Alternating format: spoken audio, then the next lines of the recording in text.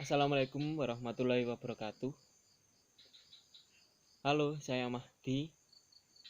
Saya akan menceritakan tentang pengalaman saya membaca buku Rich Dad Poor Dad. Buku ini ditulis oleh seorang ilmuwan berdarah Amerika dan juga Jepang. Dia adalah penulis yang sangat hebat. Buku ini juga buku karyanya yang mendapat predikat bestseller. Buku ini berjudul Rich Dad Poor Dad, menceritakan tentang kisah ayah kaya dan juga ayah miskin. Di dalam pendahuluannya itu dia menceritakan bagaimana perjalanan antara ayah miskin dan juga ayah kayanya. Dia mengaku bahwa dia memiliki dua ayah. Yang satu ini ayah kandung, yang kedua ayah dari temannya. Ayah kandungnya ini berpendidikan tinggi. Dia mempunyai gelar PhD dan menyelesaikan studi selama 4 tahun. Di bagian pendahuluannya dijelaskan seperti itu. Kemudian setelah itu dia melanjutkan ayahnya yang miskin atau ayahnya yang kandung tadi, ayah kandung, melanjutkan studi ke Stanford University, kemudian University of Chicago, Northwestern University, semuanya dengan beasiswa penuh tanpa membayar. Ayahnya yang satu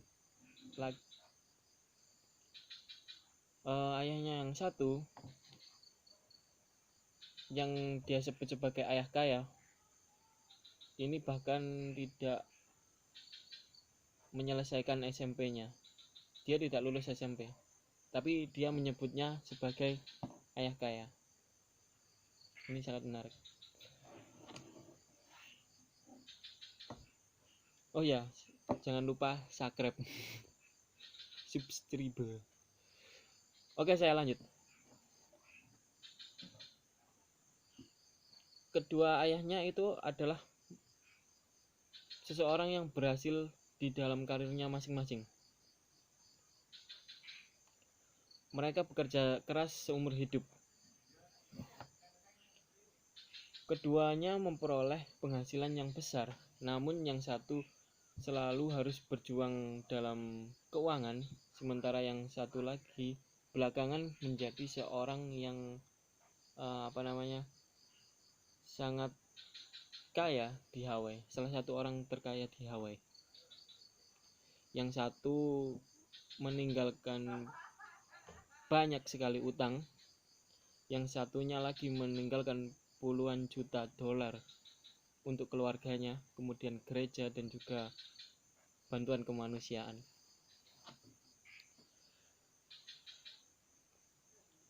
Kedua pria tersebut, ayah dari Robert T. Kiyosaki, memiliki karisma yang tinggi, sangat berpengaruh juga. Keduanya memberi si Robert ini nasihat. Nasihatnya tidak sama, bahkan cenderung bertentangan. Keduanya sangat percaya terhadap pendidikan, sangat memberi dorongan kepada pendidikan, tetapi dengan jalur yang berbeda. Jadi ceritanya ini Robert T. Kiyosaki ini bingung dengan pendapat dari kedua orang tuanya tadi, karena kedua pendapat dari ayahnya itu cenderung kedua ayahnya tadi cenderung bertentangan,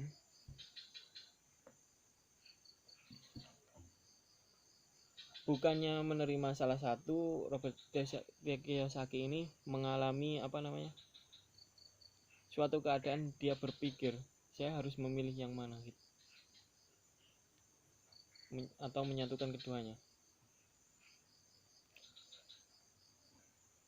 Kemudian Robert Kiyosaki mengalami kebingungan yang sangat hebat karena ayahnya yang pertama, ayah kandungnya mengatakan cinta akan uang adalah akar dari segala kejahatan. Sementara yang ayahnya yang kaya mengatakan kekurangan uang adalah sumber dari kejahatan. Ini kan sangat sama-sama baik pendapat dari keduanya, cuma yang satu mengalahkan kecerdasan finansial, yang satunya lagi malah menjauh. Kemudian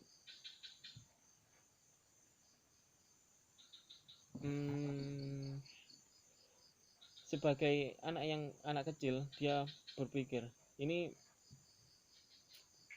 umurnya belum mencapai 10 tahun Robert Kiyosaki ketika belajar dari kedua ayahnya tersebut. Robert Kiyosaki masih sangat kecil sekali.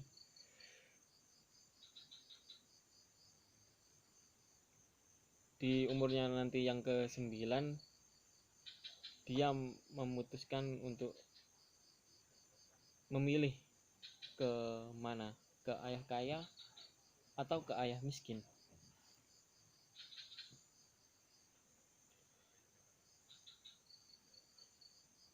Bukannya banyak waktu yang dihabiskan oleh Robert Kiyosaki ini untuk merenung dan bertanya dalam hati, mengapa kedua ayah dari Robert Kiyosaki ini berbeda pendapat. Bukannya menerima langsung salah satu, tetapi dia merenung pendapat mana yang lebih baik. Nah, di situ dia menemukan salah satu alasan si kaya semakin kaya dan si miskin semakin miskin, dan kelas menengah terjerat utang selamanya. Itu karena keuangan tadi diajarkan di sekolah, bukan diajarkan mohon maaf. Keuangan tadi diajarkan di rumah, bukan diajarkan di sekolah. Robert Kiyosaki ini mengkritik tentang sistem pendidikan yang tidak mengajarkan tentang keuangan. Salah satu perbedaannya lagi ada pada pendapatnya yang mengatakan, yang miskin mengatakan teruslah bersekolah dan berjuanglah dengan giat agar mendapatkan nilai bagus, dan nanti ketika lulus mendapatkan pekerjaan yang layak di perusahaan yang besar, tunjangan yang besar, dan bonus yang banyak. Ini yang dikatakan ayah miskin. Yang dikatakan ayah kaya adalah segera lulus, bersekolahlah, segera lulus, dan kemudian bangunlah perusahaanmu sendiri agar kamu bisa mempekerjakan orang-orang yang lebih pandai darimu.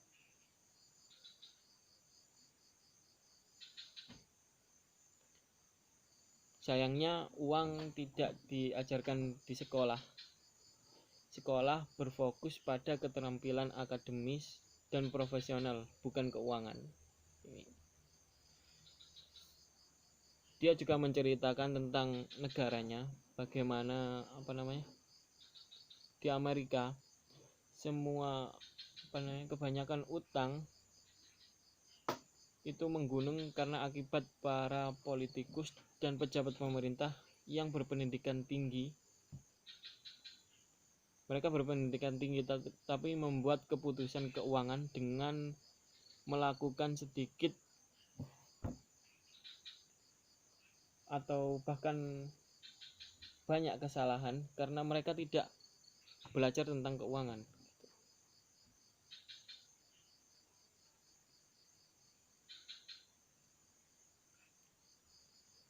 Kemudian kebanyakan orang miskin juga menggantungkan diri kepada pemerintah. Mereka menunggu yang namanya bantuan sosial.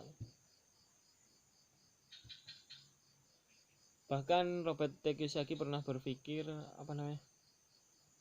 apa yang akan terjadi bila jaminan kesehatan dan jaminan sosial tersebut habis.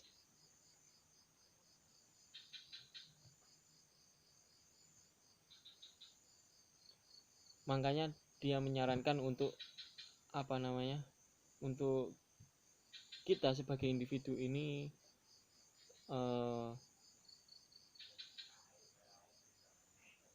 bekerja keras untuk aset kita sendiri.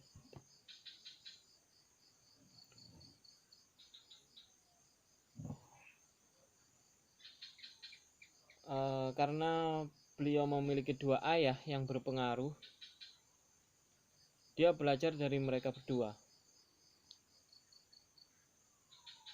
Dia memikirkan nasihat masing-masing dari ayah tersebut, meskipun berbeda pandangan. Yang satu mengatakan bahwa ketika dia ingin membeli sesuatu, dia mengatakan saya tidak mampu membelinya. Sementara yang lain, yang si ayah kaya, mengatakan bagaimana ya saya membelinya? Seperti itu. Yang satu mempunyai kebiasaan menidurkan otak. Yang satu memiliki kebiasaan untuk mempekerjakan otak atau membangkitkan otaknya. Ketika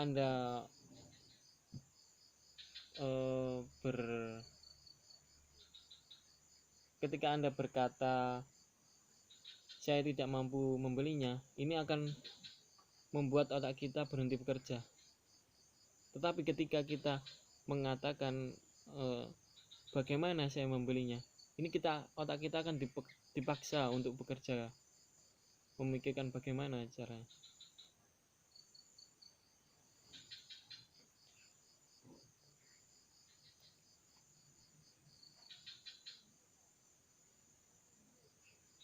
Ayahnya yang kaya mengatakan semakin kuat otak saya, semakin banyak uang yang saya hasilkan.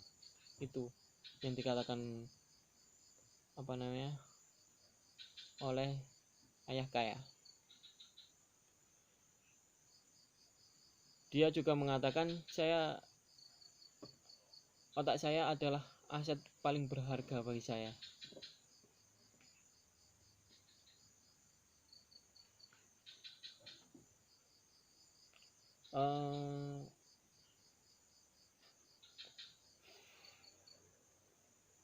Kedua ayahnya tersebut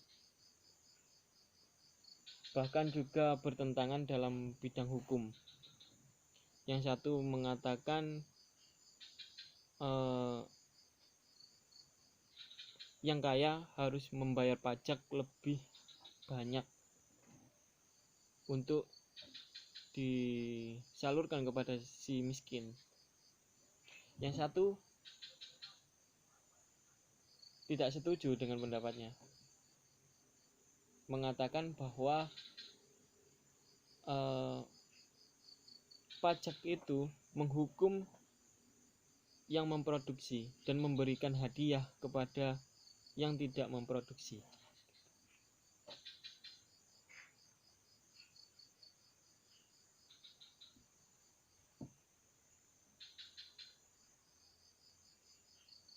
Yang satunya, yang si ayah miskin mengatakan,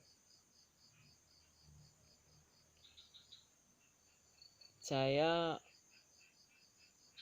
sudah bekerja untuk pemerintah dan saya berhak mendapatkan, ketika saya pensiun, saya berhak mendapatkan pensiunan, seperti itu. Sementara yang kaya mengatakan bahwa dia menentang kata berhak di situ.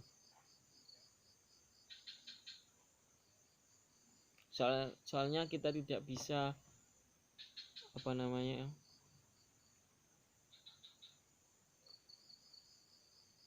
tidak bisa selalu menunggu bantuan dari pemerintah, seperti yang dikatakan Robert Kiyosaki tadi. Bagaimana jika bantuan sosial atau yang digelontorkan oleh pemerintah itu habis ternyata?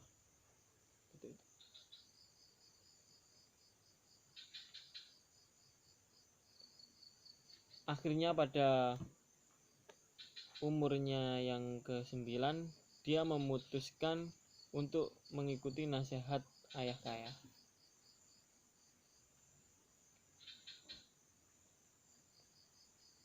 Ayah miskin selalu berkata, saya tidak akan pernah kaya, dan ramalan itu menjadi kenyataan. Sedangkan ayah kaya sebaliknya mengatakan bahwa dia menganggap dia adalah orang kaya, sehingga dia benar-benar menjadi orang kaya.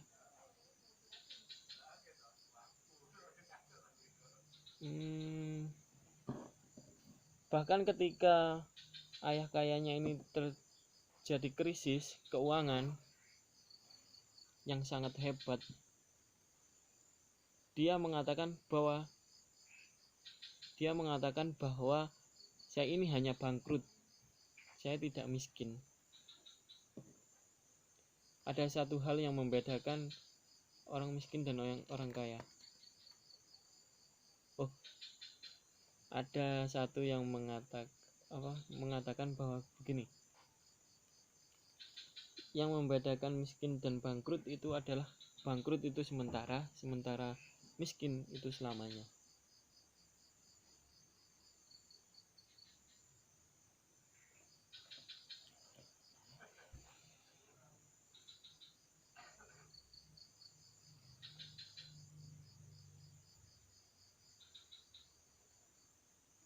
Yang ayah miskin berkata, saya tidak tertarik pada uang karena itu tidak penting.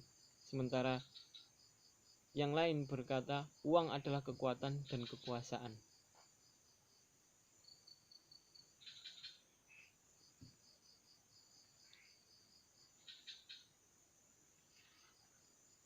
Robert Kiyosaki juga mengatakan kaya atau miskin bukan dari jumlah uangnya, tetapi dari jumlah aset yang dimiliki,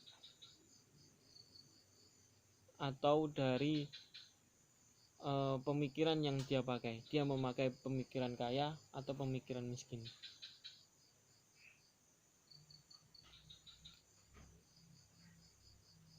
Sekian video dari saya, kurang lebihnya mohon maaf. Sampai jumpa.